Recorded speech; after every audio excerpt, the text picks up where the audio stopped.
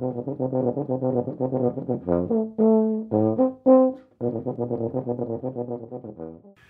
is a little demonstration today of how you might use alternate fingerings.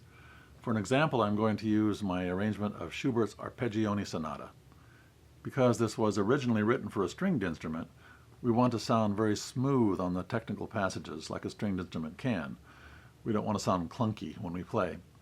And if our valve actions, if our fingers are really struggling to play something, even though the valves may be fairly quiet when you move them, just the mechanical noise does add a little bit of distraction, but also the effort you're putting into the valve operation tends to be distracting to your mind and takes a little bit away from the musical performance, and some of that tension may come across to the audience. So alternate fingerings can help ease that. The passage I'm talking about in this sonata is this one.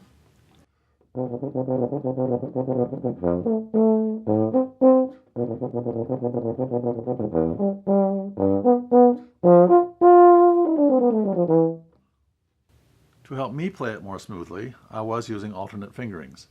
You probably couldn't tell because you don't have the music in front of you, and also the fourth vowel was part of the operation here, and that's out of the camera range.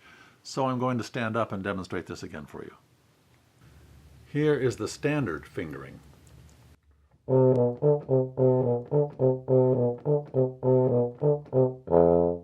Instead, I'm going to leave the fourth valve down for the whole time.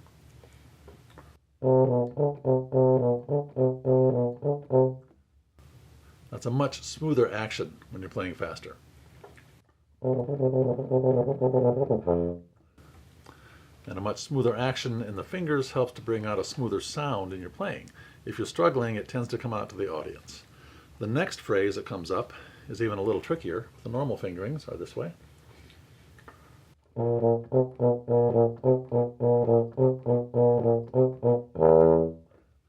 That's a lot of coordination, but again, I can leave the fourth valve down, and instead of going to open, go to 4 plus 1.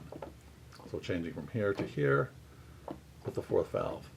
Now if you think about it, this is like playing up a fourth, because this valve here lowers the horn by a fourth.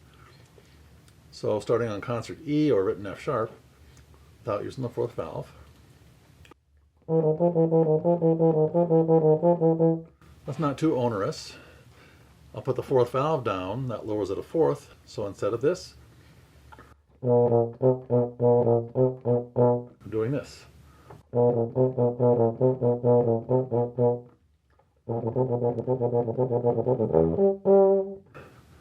So in context,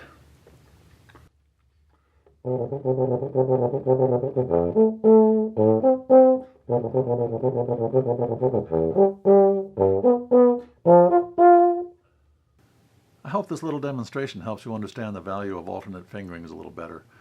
Alternate fingerings can also help you with intonation in some cases. On the traditional old Bessons, for example, they were quite sharp on the sixth partial, these notes up here.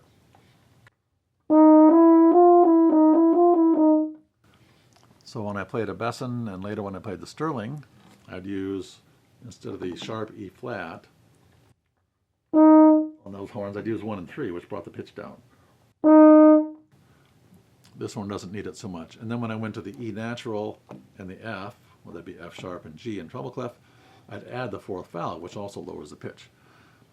There's a lot of things you can do in addition to those. Those are the ones that are most commonly known for intonation, but there are several other choices you can make. That's all addressed in my book. Take a look at that when you have a chance. I think it might help you, and it's a good thing to know these options as you're playing pieces. They're ingrained enough now in my own practice and playing that I can even bring them into play in sight reading sometimes when I've got a difficult passage facing me. They can help me get through it before I've had a chance to properly practice it and see if I want to use the standard fingerings or alternate fingerings. So it's a kind of an interesting concept, and I hope this helps you. Thanks for listening.